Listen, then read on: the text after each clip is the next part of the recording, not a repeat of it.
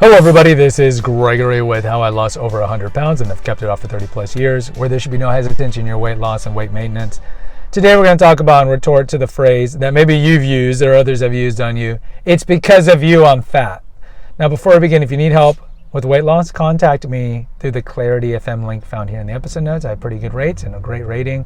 Also check out my website. It has hundreds of articles and recipes.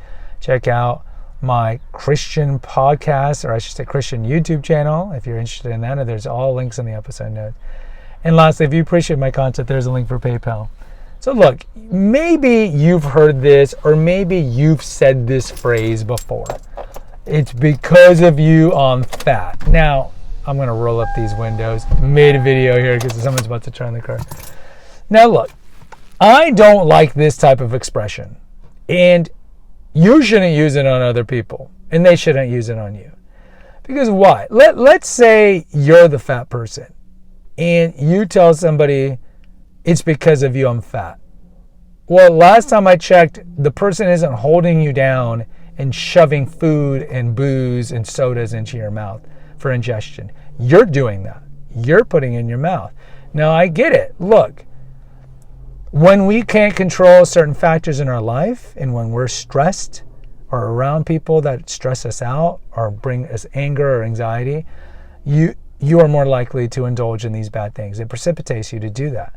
That being said, the phrase, it's because of you I'm fat, makes you look stupid, and it shows that you're still in victim mode, and it shows that you have no agency or accountability on the way you are the way you are. We've talked about this. You cannot have a victim mentality. Get over it. Get over the loser mentality. It's because of this and this and this and I'm fat while you're eating. Look, I've mentioned it before and it's so trite. You got to make lemonade out of lemons. You couldn't control the hand that you're dealt. So what are you going to do with it? What are you going to do about it? What are you going to do about it? But. The losers always say, but, I know I had this but, I can't overcome it. But, where we're fat or you are fat because you have a disordered relationship with food. Can't blame anybody for that. Yes, you were traumatized as a kid. I get it. Some people get the short end of the stick. Others people get the long end of the stick. It sucks. What are we going to do about it? What are you going to do about it?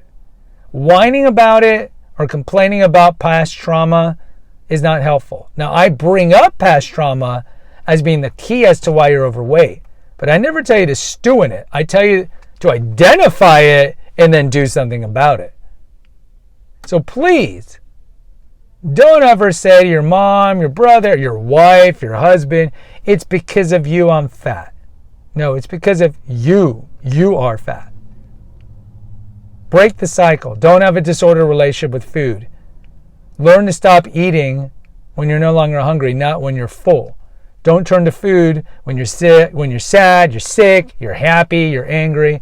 Disassociate emotions with food. Be like a dog, be like a deer, be like animals who just eat when they stop eating. But don't blame other people.